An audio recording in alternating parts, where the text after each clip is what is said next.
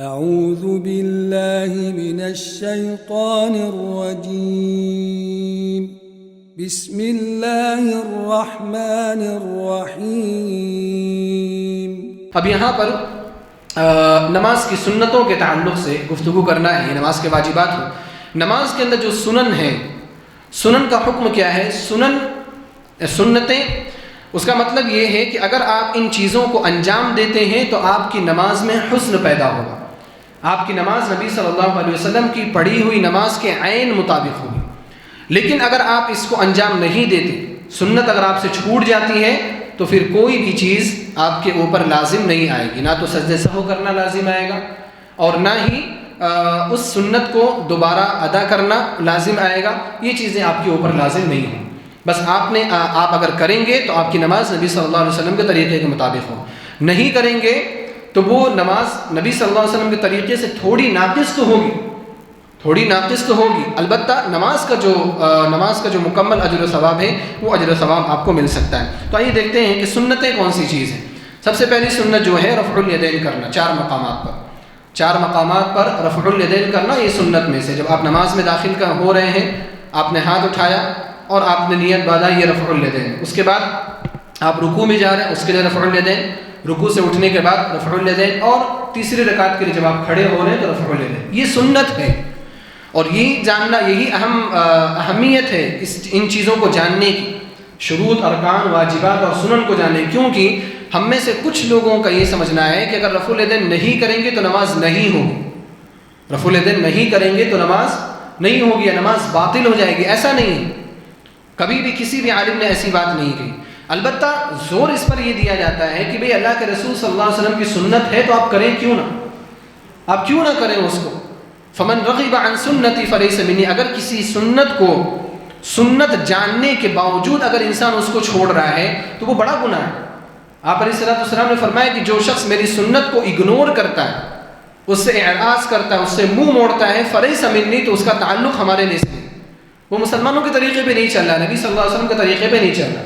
تو اس لیے اگر آپ مانتے ہیں اور جانتے ہیں کہ واقعی رفع الیدین کرنا نبی صلی اللہ علیہ وسلم کا طریقہ ہے تو آپ کو رفع الیدین کرنا چاہیے۔ ہاں، یہ ہم نہیں کہہ سکتے کہ آپ کی نماز باطل ہو جائے گی، ہم یہ نہیں کہہ سکتے، لیکن وہ سنت میں سے، تو رفع الیدین کرنا سنت ہے۔ اور رفع الیدین چار مقامات پر ہے۔ عبداللہ بن عمر رضی اللہ تعالیٰ عنہما کی روایت فرماتے ہیں کہ نبی صلی اللہ علیہ وسلم جب نماز میں داخل ہوتے تھے، اللہ اکبر کہتے ورفع یدیہ، اور آپ اپنے دونوں ہاتھوں کو اٹھاتے تھے۔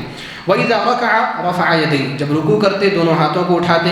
وَإِذَا قَالَ سَمِعَ اللَّهُ لِمَنْ حَمِدَهُ رَفَعَ يَدَيْهِ، جب سمع اللہ لمن حمدہ کہتے ہیں، یعنی رکوع سے اٹھنے کے بعد، تب آپ دونوں ہاتھوں کو اٹھاتے۔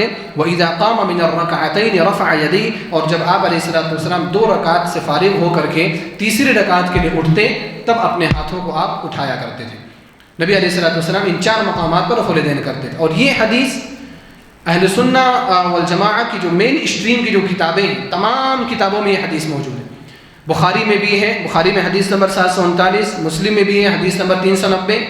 اسی طرح یہ روایت ابو داؤد، ترمذی، نسائی، ابن ماجہ، سنن دارمی، مسند احمد، حدیث کی جتنی بھی بڑی کتابیں، تمام کتابوں کے اندر یہ حدیث عبداللہ بن عمر رضی اللہ تعالیٰ عنہما کی موجود ہے، جس سے یہ ثابت ہوتا ہے کہ رفع الیدین کرنا یہ نبی صلی اللہ علیہ وسلم کی ہمیشہ والی سنت رہی، اور آپ ہمیشہ اس پر عمل کیا کرتے تھے۔ تو یہ سنت ہے رفع الیدین کرنا۔ اور یہاں پر ایک اہم چیز میں یہ ذکر کر دوں کہ دیکھیں، رفع الیدین کو بعض علماء نے عقیدے کی کتابوں میں ذکر کیا، رفع الیدین کرنے کو بعض علماء نے عقیدے کی کتاب میں ذکر کیا۔ حالانکہ عقیدہ آپ کو معلوم ہے کہ عقیدے میں تو کسی سے کمپرومائز ہے ہی نہیں، عقیدہ تو رکن، شرط یا اس سے بڑھ کر ہی بڑی چیز ہے وہ۔ اس کے باوجود عقیدے میں، حالانکہ یہ واجب بھی نہیں ہے ہم نے پڑھا، رکن بھی نہیں ہے ہم نے پڑھا، شرط بھی نہیں ہے ہم نے پڑھا، یہ سنت ہے، پھر کیوں رفع الیدین کو علماء نے عقیدے کی کتابوں میں ذکر کیا ہے؟ اس کی وجہ یہ ہے کہ علماء نے رفع الیدین کو عقیدے کی کتابوں میں اس لیے ذکر کیا کیونکہ اکثر، یعنی شروع زمانے سے یہ دیکھا آ رہا ہے کہ جن لوگوں کا منہج صحیح ہوتا ہے، جن لوگوں کا طریقہ صحیح ہوتا ہے، مانا کہ جو لوگ ساری چیزیں کتاب و سنت سے لے کر کے آگے چلنے کی کوشش کرتے ہیں، ہمیشہ ان کی یہ پہچان رہی ہے کہ وہ رفع الیدین کرتے ہیں۔ یعنی صحیح منہج والوں کی پہچان، جن کا عقیدے میں بھی منہج صحیح، جن کا فروع میں بھی منہج صحیح، جن لوگوں کا منہج بھی صحیح رہا ان کی علامت اور نشانی ہے کہ وہ رفع الیدین کرتے ہیں. اس لیے امام احمد بن حنبل رحمہ اللہ کے صاحبزادے ہیں عبداللہ بن امام احمد بن حنبل، ان کی کتاب ہے السنہ، اور وہ کتاب عقیدے کے بارے میں. اس کتاب کے اندر رفع الیدین کا ذکر ہے کہ ہم رفع الیدین کرتے ہیں. تو رفع الیدین کا تعلق تو نماز سے، عقیدے سے نہیں ہے، لیکن آپ نے ذکر اس لیے کیا کیونکہ یہ صحیح منہج والوں کی پہچان ہے، جو سلف کے منہج پر چلنے والے ہیں ان کی یہ پہچان ہے. تو یہ سنت ہے. اسی طرح سے سینے پر ہاتھ باندھنا، یہ بھی سنت میں سے ہے. سنت میں سے ہے کہ سینے پر ہاتھ باندھا جائے. وائل بن حجر رضی اللہ تعالیٰ عنہ کی روایت ہے، ابن خزیمہ کی حدیث نمبر 479، صلیت مع رسول اللہ صلی اللہ علیہ وسلم، کہ میں نے اللہ کے رسول صلی اللہ علیہ وسلم کے ساتھ نماز پڑھی.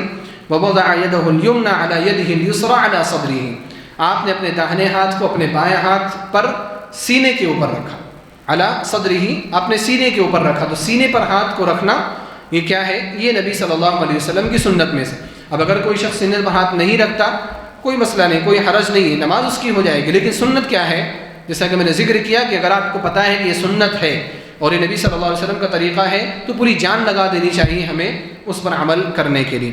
تیسری جو سنت ہے وہ یہ ہے کہ سجدے کی جگہ پر آپ کی نگاہ پوری نماز میں ہونا.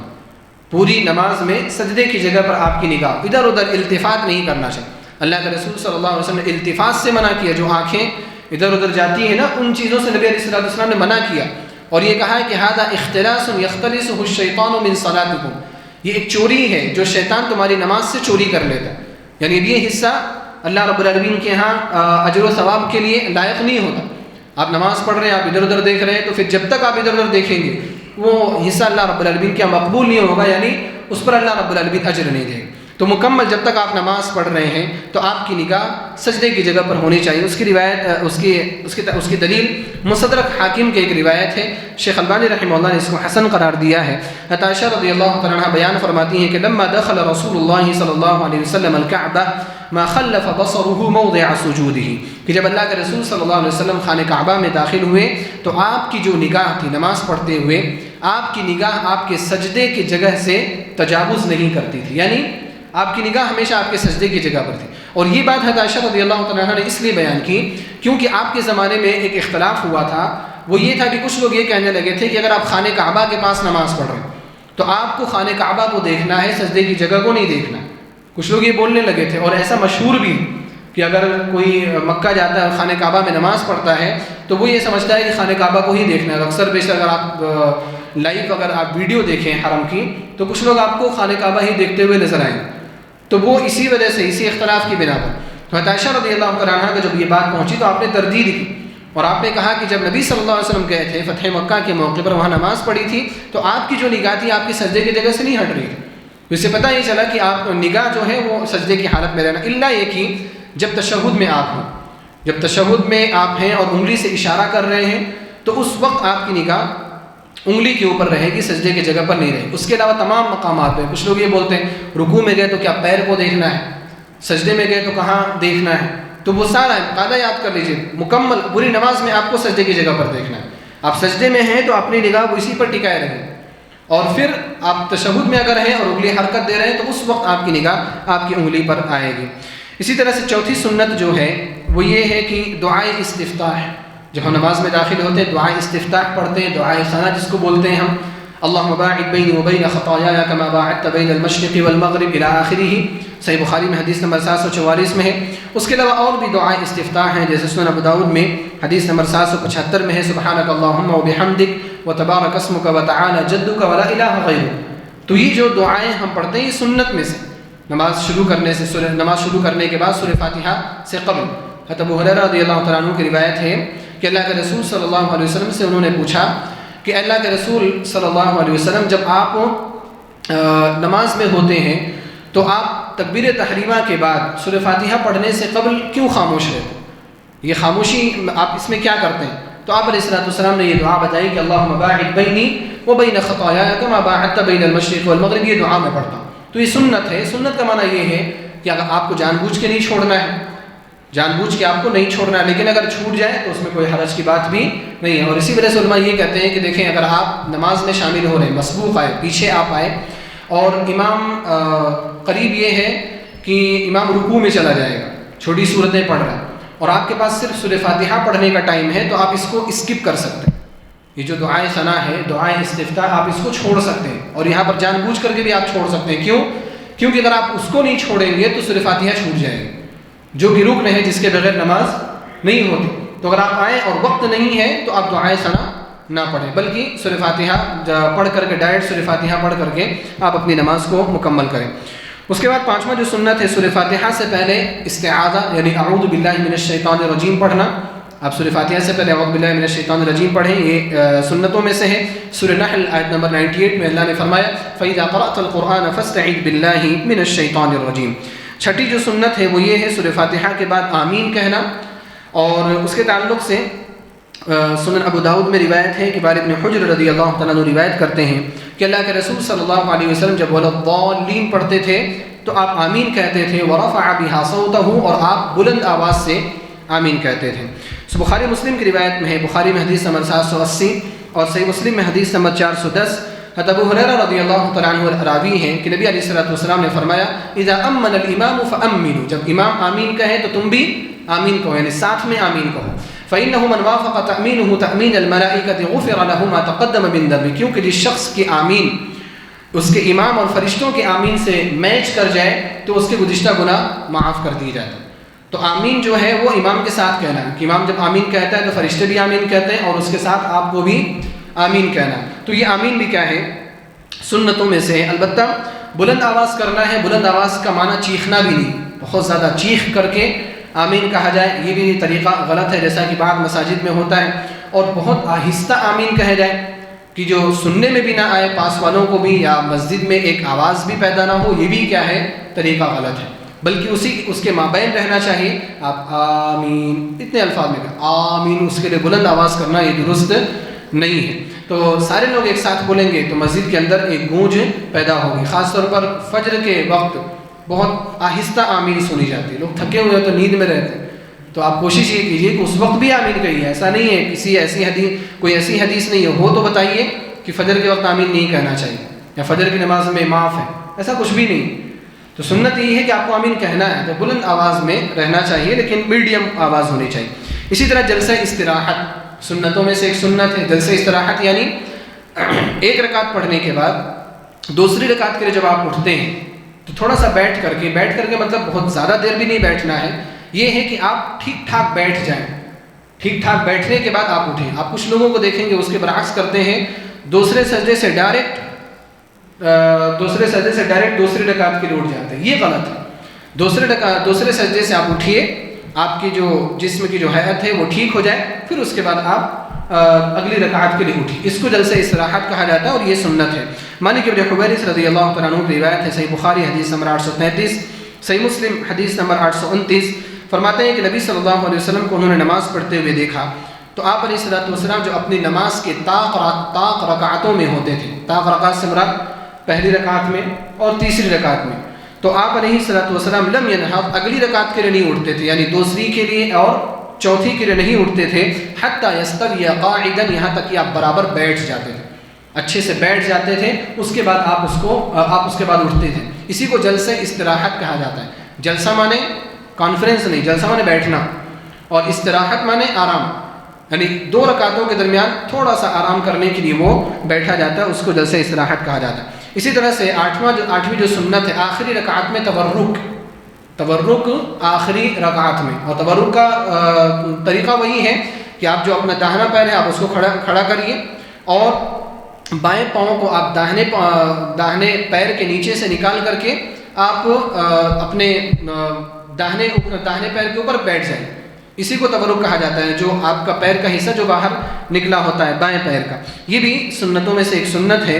ابو حمید ساعدی رضی اللہ تعالیٰ عنہ کی روایت ہے، بخاری میں ہی حدیث نمبر 838، کہ نبی علیہ الصلوۃ والسلام جب آخری رکعت میں بیٹھتے، یعنی سلام جس رکعت میں آپ کو پھیرنا ہوتا، تو قدم رجلہ الیسریٰ، آپ اپنے بائیں پیر کو آگے بڑھاتے، ونصب الاخری، اور دوسرے کو کھڑا کر لیتے یعنی داہنے پیر کو، وقعد علی مقعدتہ، اور آپ علیہ الصلوۃ والسلام اپنے سرین کے بل بیٹھ جایا کرتے تھے. تورک ہے. البتہ اختلاف یہ ہے کہ 2 رکعت والی جب ہم نماز پڑھ رہے ہیں، 4 رکعت میں تو اختلاف نہیں، تورک کرنا ہے. 2 رکعت والی نماز پڑھ رہے ہیں یا ایک تشہد والی جو نماز ہم پڑھ رہے ہیں، تو کیا اس میں بھی تورک کرنا ہے یا نہیں؟ اختلاف ہے، اور میں یہ کہتا ہوں کہ دونوں بھی صحیح ہے، آپ کبھی بیٹھیں کبھی نہ بیٹھیں، کیونکہ اختلاف قوی ہے، دونوں طرف کے جو دلائل ہیں مضبوط ہیں، جہاں دلائل مضبوط ہوتے ہیں وہاں گنجائش کی ضرورت ہوتی ہے، وہاں تشدد کرنا یہ درست نہیں ہے۔ اسی طرح نویں جو سنت ہے، اگلی رکعت کے لیے اٹھتے ہوئے زمین پر ٹیک لگا کر کے اٹھنا، ہاتھ کے ذریعے سے زمین پر ٹیک لگا کر کے اٹھنا، یہ بھی سنت ہے۔ کچھ لوگ اپنے گھٹنوں کے بل ہی اٹھ جاتے ہیں، ہاتھ کو یا تو ران پر رکھ لیتے ہیں اور گھٹنے کے بل اٹھ گئے، تو یہ درست نہیں ہے، بلکہ نبی علیہ السلام کا طریقہ کیا ہے؟ مالک بن حویرث رضی اللہ تعالیٰ عنہ کی ہی روایت، حدیث نمبر 834 صحیح بخاری میں، وَإِذَا رَفَعَ رَأْسَهُ عَنِ السَّجْدَةِ الثَّانِيَةِ کہ جب آپ علیہ السلام دوسرے سجدے سے اٹھتے، جلس آپ بیٹھ جاتے، وَاعْتَمَدَ عَلَى الْأَرْضِ اور زمین پر آپ ٹیک لگاتے یعنی ہاتھوں کے ذریعے سے، ثُمَّ قَامَ پھر آپ اٹھتے، تو ہاتھ کا ٹیک لگا کر کے آپ کو اٹھنا ہے۔ کچھ لوگ آٹا گوندنے والا طریقہ بھی استعمال کرتے ہیں، اور میں نے اس سے پہلے ذکر کیا کہ صحیح بات یہی ہے کہ آٹا گوندنے والا جو طریقہ ہے وہ روایت صحیح نہیں ہے، حدیث ثابت نہیں، البتہ شیخ البانی رحمہ اللہ نے اگرچہ اس کو حسن قرار دیا، لیکن صحیح جمہور جو محققین ہیں اکثر و بیشتر ان کے نزدیک یہ طریقہ ثابت نہیں ہے۔ تو صحیح یہ ہے کہ جو نارمل جو حالت ہے آپ اسی پر ٹیک لگا کر کے آپ اٹھیں۔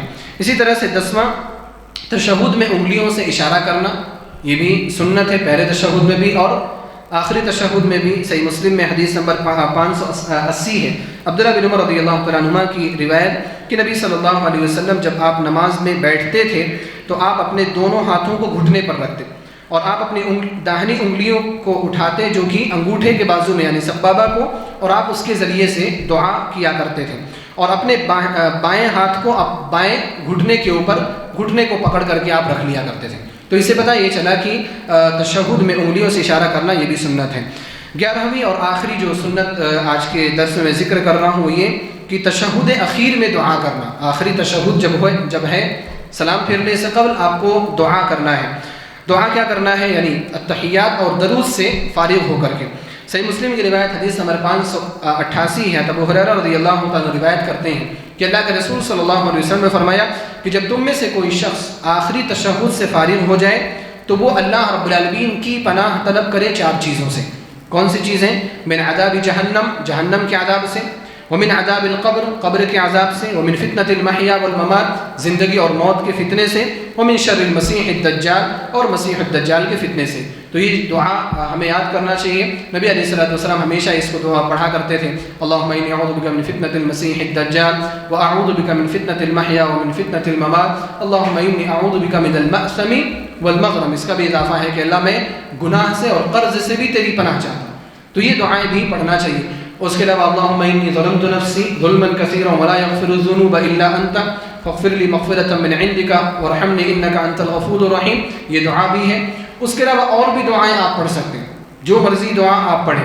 اب ربنا آتنا فی الدنیا حسنہ پڑھنا چاہیں آپ وہ بھی دعا بھی پڑھ سکتے ہیں۔ تو سلام پھیرنے سے قبل تحیات درود کے بعد آپ جو بھی دعائیں پڑھنا چاہیں آپ وہ دعائیں پڑھ سکتے ہیں، لیکن یہ دعائیں کیا ہیں؟ سنت میں سے۔ اگر آپ نہیں پڑھیں گے تو کوئی حرج کی بات نہیں ہے۔ اگر آپ جلدی میں ہیں اور جلدی میں ہو کر کے آپ نے تحیات پڑھا، درود پڑھ کر کے آپ نے سلام پھیر دیا، آپ کی نماز مقبول ہے، آپ کی نماز قابل قبول ہے۔ دعا پڑھیں گے تو بہتر ہے، نماز دعا ہے، اس میں اللہ رب العالمین سے مختلف دعائیں کی جانی چاہیے۔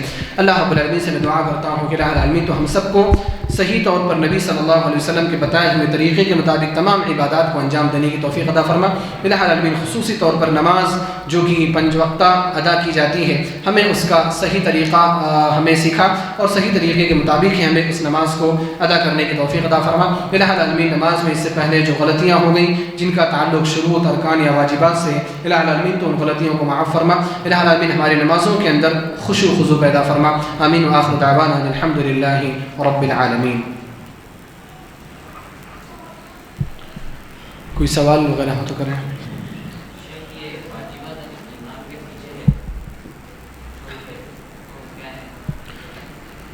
سوال یہ ہے کہ اگر واجبات امام کے پیچھے آپ نماز پڑھ رہے ہیں اور واجبات چھوڑ گئے، امام کے پیچھے آپ رکوع کی دعا چھوڑ گئے، تو اس کے لیے کیا کرنا ہے؟ تو اس کے لیے بعض علماء نے یہ کہا ہے کہ امام کے پیچھے جو کہ آپ ہیں تو کوئی حرج کی بات نہیں ہے، لیکن صحیح بات یہی ہے کہ آپ کو سجدے سہو کر لینا چاہیے اپنے طور پر، کیونکہ وہ آپ کی غلطی ہے اور آپ کی غلطی جو ہے اس کو دور کرنا وہ آپ کا ہی کام ہے۔ اب امام تو آپ کی غلطی کی وجہ سے تو سجدہ سہو نہیں کرے گا، تو اس لیے اگر کوئی واجب چھوٹ گیا تو بہتر یہ ہے کہ آپ سجدہ سہو کر لیجیے۔ اب سوال یہاں پر ہے کہ رکن بھی اگر چھوٹ گیا تو آپ کیا کریں گے؟ کیا اس کو ایسے ہی جانے دیں گے؟ نہیں، جیسے تیسری اور چوتھی رکعت میں اگر آپ ہیں، خاموشی سے جب آپ سورہ فاتحہ پڑھ رہے ہیں، امام نہیں پڑھ رہا ہے، کبھی آپ بھول گئے، امام پڑھ رہا ہے تو یاد رہتا ہے کہ پڑھنا ہے ہم، امام نہیں پڑھ رہا ہے، تیسری اور چوتھی رکعت میں سورہ فاتحہ آپ کی چھوٹ گئی، رکن چھوڑ گئے اور امام کے پیچھے ہیں آپ، تو کیا پھر وہ رکعت نہیں دہرائی جائے گی؟ رکعت دہرانا پڑے گا آپ امام کے بعد اس رکعت کو دہرائیے مکمل، اور پھر اس کے بعد آپ سجدہ سہو کر کے سلام پھیر دیجیے۔ تو بہتر یہی ہے کہ اگر واجب چھوٹتا ہے تو سجدہ سہو کر لیجیے، رکن چھوٹتا ہے تو رکن کو ادا کر کے آپ سجدہ سہو کر لیجیے، چاہے امام ہو چاہے مقتدی ہو۔ اللہ عنہ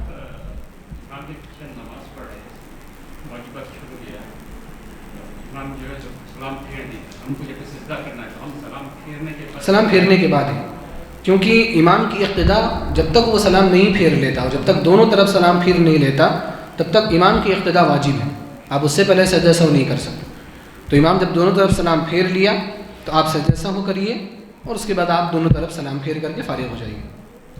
یا اگر رکن چھوٹا ہے تو پھر آپ کھڑے ہو جائیے، چاہے آپ پہلی رکعت میں، کچھ لوگ شرم کرتے ہیں کہ اب میں اٹھوں گا نماز پڑھوں گا، پیچھے والے دیکھیں گے پوچھیں گے کیا ہوا تم پانچویں رکعت کب سے پڑھنے لگے، تو وہ شرم و حیا یہاں پر نہیں، رکن چھوٹ گیا میرا تو رکعت مجھے ادا کرنا ہے، آپ پہلی رکعت میں امام کے پیچھے بھی ہیں تو آپ اٹھ کر کے ایک رکعت مکمل کیجیے اور سجدہ سہو کر کے اپنی نماز مکمل کریں۔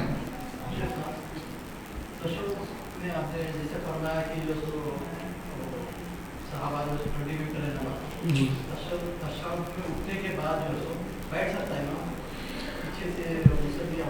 وہی اس سے پہلے درس میں تھے آپ نہیں تو اس میں بہت تفصیل سے اس پر بات ہوئی تھی، اس میں یہی ہے کہ دیکھیں اگر آپ تشہد اول ہے، پہلا تشہد ہے، 4 رکعت والی نماز پڑھ رہے ہیں، پہلا تشہد ہے تو یہ واجب ہے، اگر مکمل اٹھ گئے تو دوبارہ واپس نہیں جانا ہے، مکمل اگر آپ اٹھ گئے تو دوبارہ واپس نہیں جانا ہے اور اس کی جگہ پر آپ کو اخیر میں سجدہ سہو کر لینا ہے۔ البتہ اگر آپ آخری تشہد میں جو کہ رکن ہے تو رکن میں اضافہ نہیں کر سکتے آپ، تو اگر آپ اٹھ گئے ہوں، آپ سورہ فاتحہ بھی شروع کر دیے ہوں آپ، پھر اگر آپ کو کوئی سبحان اللہ بولتا ہے اور آپ کو لگتا ہے کہ آپ 5ویں رکعت کے لیے اٹھ گئے تو آپ کو واپس پلٹ کر کے آنا ہے، کیونکہ وہ رکن ہے، رکن میں اضافہ جائز نہیں ہے۔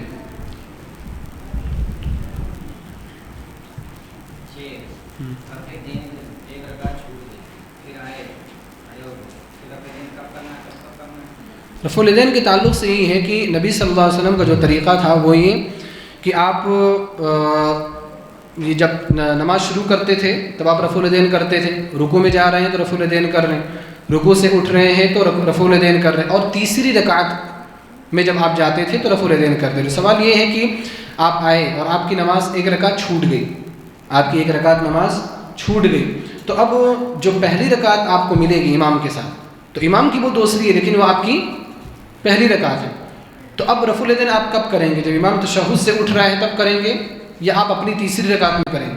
تو بہتر یہی ہے کہ آپ اپنی تیسری رکعت میں رفع الیدین کریں، وہاں سے آپ کا حکم الگ ہو جائے گا، آپ کو جو پہلی رکعت ملی امام کی دوسری والی وہ آپ کی پہلی ہے، تو آپ اس کے بعد دوسری رکعت میں آپ رفع الیدین نہیں کریں گے، حالانکہ امام وہاں پر کرے گا، امام وہاں پر کرے گا، کیوں کرے گا؟ کیونکہ امام کی وہ تیسری ہے، آپ کی وہ دوسری ہے، پھر امام کی جب چوتھی رہے گی تو امام رفع الیدین نہیں کرے گا، لیکن آپ کو وہاں پر رفع الیدین کرنا ہے کیونکہ وہ آپ کی تیسری رکعت ہے۔ یہاں پر ایک اشکال یہ پیدا ہوتا ہے کہ امام کی اقتداء تو ضروری ہے نا، امام کی اتباع ضروری ہے، کچھ لوگ یہ بولتے ہیں، تو اس کا صحیح جواب یہ ہے کہ امام کی جو اتباع ضروری ہے وہ ارکان میں ضروری ہے، ایک حالت سے دوسری حالت کی طرف ہم جب جا رہے ہیں نا تو اس چیز میں امام کی اتباع ضروری ہے، البتہ یہ جو چیزیں ہیں جن کا تعلق سنن سے ہے ان چیزوں میں امام کی اتباع ضروری نہیں ہے۔ اب اگر ضروری اگر آپ سمجھتے ہیں تو اگر کوئی امام ایسا ہے جو رفع الیدین نہیں کرتا سوائے تکبیر تحریمہ کے، تو کیا آپ اس کے پیچھے رفع الیدین نہیں کریں گے؟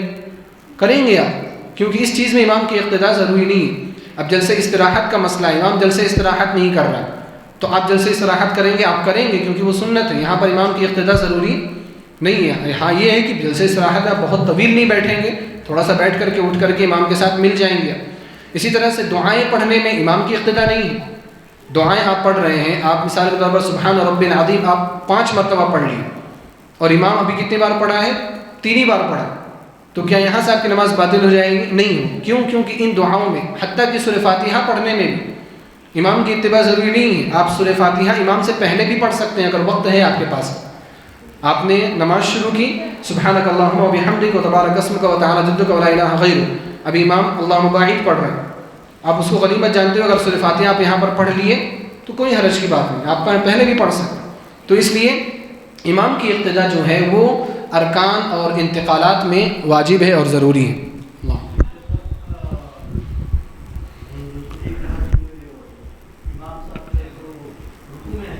جی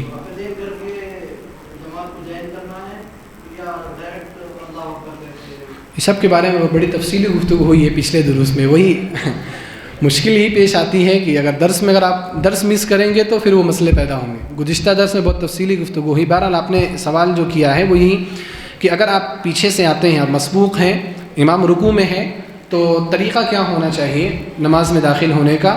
وہ یہ ہے کہ آپ اللہ اکبر کہیں، کیونکہ تکبیر تحریمہ رکن ہے، اور اللہ اکبر کہنے کے بعد ہاتھ چھوڑ دیں، ہاتھ باندھنا نہیں ہے، کیونکہ آپ قیام میں نہیں جانا ہے، آپ کو رکوع میں جانا ہے. پھر اس کے بعد اللہ اکبر کہہ کر کے آپ رکوع میں شامل ہو جائیں. 2 تکبیریں، تکبیر تحریمہ رکن ہے وہ کہنا ہے، اور تکبیر انتقال جو ہے وہ واجب ہے، اس کو بھی کہنا ہے. جی ہاں اچھا، وہ بول یوٹیوب یہ جو ریکارڈ ہو رہا ہے وہ آتا ہے ہمارے یوٹیوب چینل پر بھی، تو اس کو بھی آپ سن سکتے ہیں جو دروس مس ہو چکے ہیں، کیونکہ بہت اہم ہے. میں نے شروع سے ہی کہا تھا کہ شروط، ارکان، واجبات اور سنن، جب تک آپ کو یہ فرق معلوم نہیں ہوگا تب تک نماز میں جو مسئلے ہیں نا وہ الجھ کر کے ہی رہیں گے، کلیئرٹی نہیں آئے گی کہ یہاں پہ سجدہ سہو کروں کہ نہیں کروں. جیسے کہ میں نے بولا نا کہ سورت پڑھنے میں غلطی ہوگی تو سجدہ سہو کروا دیا لوگوں نے، امام سجدہ سہو بلکہ پوری نماز دہروا دی. تو وہ جاہل ہے، امام صاحب بھی جاہل تھے، وہ لوگ بھی جاہل تھے، پتہ ہی نہیں تھا کہ یہاں پر نماز نہیں دہرائی جائے. تو اس لیے ان چیزوں کو سیکھنا بہت ضروری ہے. تو ایک منٹ، موضوع سے ہٹ کے، تو موضوع کے تعلق سے جو ہے وہ پہلے سوال کریں.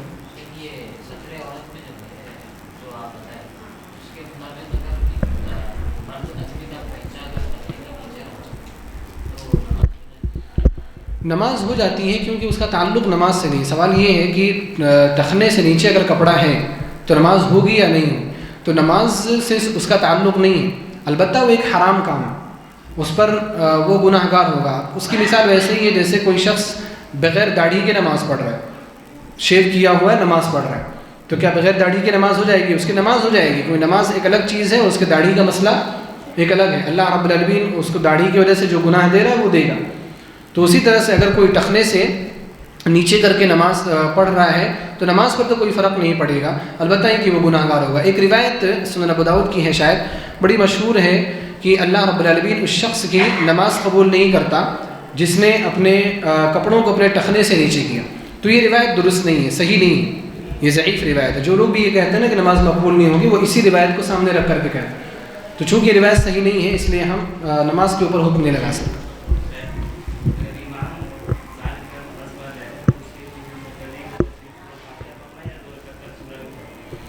دیکھیں اگر جہری نماز ہے بلند آواز سے تو امام کے پیچھے صرف سورہ فاتحہ پڑھنا ہے، اس کے بعد والی صورت نہیں پڑھنا ہے.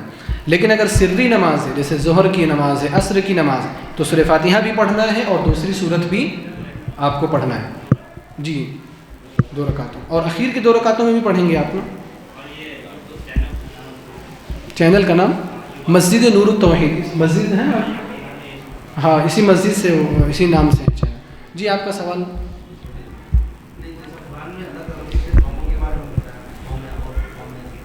جی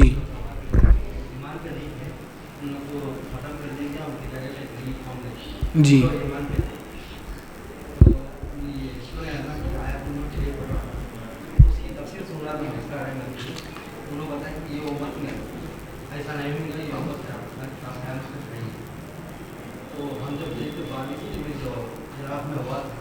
کب؟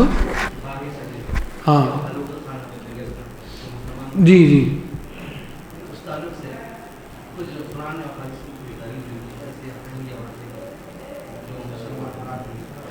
تو اس وقت جو 12ویں صدی میں جو ہوا تھا تو مکمل طور پر مسلمان ہلاک نہیں ہوئے تھے. جو بغداد میں جو مسلمان تھے جہاں پر ان لوگوں نے حملہ کیا تھا تو بغداد کے مسلمانوں کو انہوں نے ڈھونڈ ڈھونڈ کے مارا تھا. جو عراق کے جو مسلمان تھے، اس کے علاوہ پوری دنیا میں اسلام پھیلا ہوا تھا. ہندوستان میں بھی اسلام تھا اس وقت، تو ہندوستان میں تو مسلمان تھے، محفوظ تھے. کہ کبھی ایسا کبھی نہیں ہوگا قیامت تک کہ کوئی بھی مسلمان باقی نہ رہے، الا ہے کہ آخر میں ہوگا، قیامت کے قائم ہونے سے قبل کی کوئی اللہ اللہ کہنے والا نہیں ہو، ورنہ اللہ کے رسول صلی اللہ علیہ وسلم نے اللہ رب العالمین سے دعا کی ہے کہ اللہ یہلکھا بسنۃ بعامہ، کہ اللہ تو میری امت کو کسی گناہ کی وجہ سے مکمل طور پر ہلاک نہیں کرنا۔ تو اللہ رب العالمین نے آپ کی یہ دعا قبول کی کہ مکمل پوری امت ہی برباد ہو جائے، جیسے قوم نوح پوری امت ختم ہوگی، تو ایسے پوری امت ختم نہیں ہوگی۔ مکمل مطلب تھوڑے بہت تو عذاب کا شکار ہوتے رہیں گے، جائیں گے، تھوڑے خطوں پر عذاب آتا رہے گا، لوگوں پر عذاب آتا رہے گا، لیکن جو پوری امت انٹائر جو ورلڈ ہے، ایسا کبھی نہیں ہوگا کہ اس میں کوئی بھی مسلمان باقی نہ رہے، قیامت تک مسلمان باقی رہے۔ جی اس کی دلیل قرآن سے دیکھنے کے بجائے آپ حالات ہی دیکھ لیں۔ ہاں، علاقے کے لوگوں کو کیسے، اب زلزلہ کہیں آیا پورے کی پوری وہاں کے لوگ ہی ختم ہو گئے، سیلاب آیا لوگ مر گئے، تو اس طرح سے لوگ مر گئے۔ دوسری چیز جو آپ نے ذکر کی نا، ڈاکٹر اسرار صاحب کی آپ بیان سنتے ہیں، ڈاکٹر اسرار صاحب کا منہج درست نہیں ہے، ڈاکٹر اسرار صاحب کا منہج درست نہیں۔ منہج کا معنی یہ ہے کہ وہ قرآن کریم کی جو تفسیر کر رہے ہیں وہ صحابہ اور تابعین کی تفسیر کے مطابق تفسیر نہیں کر رہے، بلکہ انہوں نے کچھ تفسیر اپنی رائے سے بھی کی ہے، اور ان کا منہج کیا ہے، خلافت قائم کرنا ہے ہمیں۔ اور جو تنظیم اسلامی جو انہوں نے قائم کی تھی، اس تنظیم اسلامی کے قائم کرنے کے اہم مقاصد میں سے یہ تھا، پہلے وہ مولانا مودودی صاحب کے ساتھ تھے، جماعت اسلامی میں تھے وہ، پھر بعد میں انہوں نے اختلاف کر کے اپنی ایک الگ تنظیم بنا دی، تنظیم اسلامی کے نام سے۔ تو یہ جو ان کا منہج ہے نا، ان کا منہج درست نہیں ہے، اور قرآن کریم کی تفسیر میں کہیں کہیں ان کے یہاں قرآن کریم کی آیات کی سلف کے خلاف تفسیریں بھی ہیں۔ تو اب آپ کو یہ چاہیے کہ پہلے صحیح منہج کی تفسیر آپ سنیں، اسی پر اکتفا کریں۔ اگر بہت زیادہ علم ہے اور آپ کو کانفیڈنس ہے تو پھر آپ سنیں کہ آپ کو غلطی محسوس ہو جائے گی، لیکن میں نہیں جانتا ہوں کہ غلطی آپ کو معلوم ہو جائے گی وہاں پر۔ تو اس لیے جو بدعی تفسیریں ہیں، یعنی جو سلف کے منہج سے ہٹ کر کے ان مفسرین کو سننے سے تھوڑا اجتناب اور پرہیز کرنا چاہیے۔ نہیں، دعائے قنوت وطر کی نماز میں پڑھنا سنت ہے، سنت واجبات میں سے بھی نہیں ہے، یعنی اگر آپ پڑھتے ہیں تو بہتر ہے، جان بوجھ کر کے بھی اگر آپ چھوڑ دیتے ہیں، کبھی کبھی چھوڑ بھی دینا چاہیے، ایسے بھی آثار ہیں سلف سے کہ وہ جان بوجھ کر کے کبھی کبھی وطر جو دعائے قنوت ہے وہ چھوڑ دیا کرتے تھے، تاکہ اس کو لازم اور ملزوم نہ سمجھ لیا ہے۔ تو اگر چھوٹ گیا تو کوئی حرج کی بات نہیں ہے۔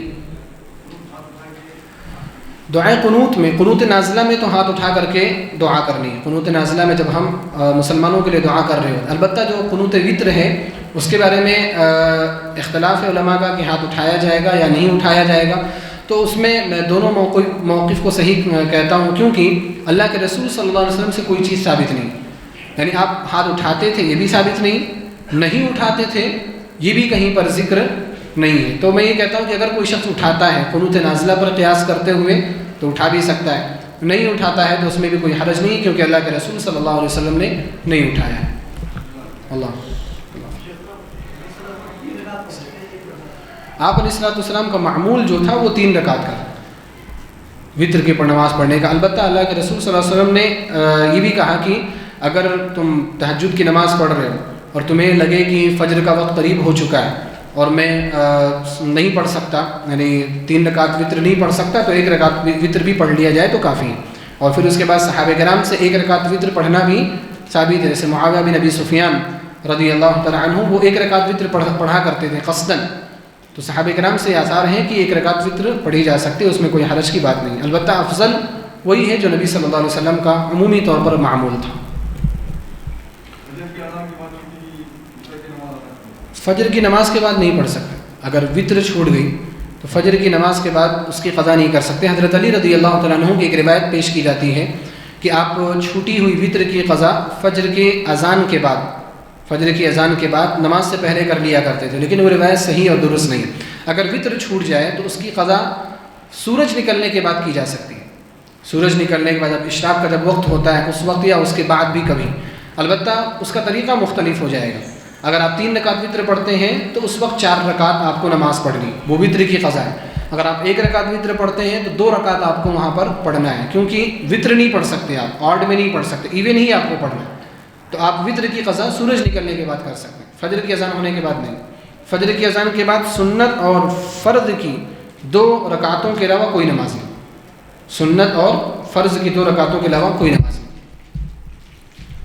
واللہ اعلم، سبحانک اللہم و بحمدک، اشہد ان لا الہ الا انت، استغفرک و اتوب الیک۔ السلام علیکم و رحمۃ اللہ وبرکاتہ۔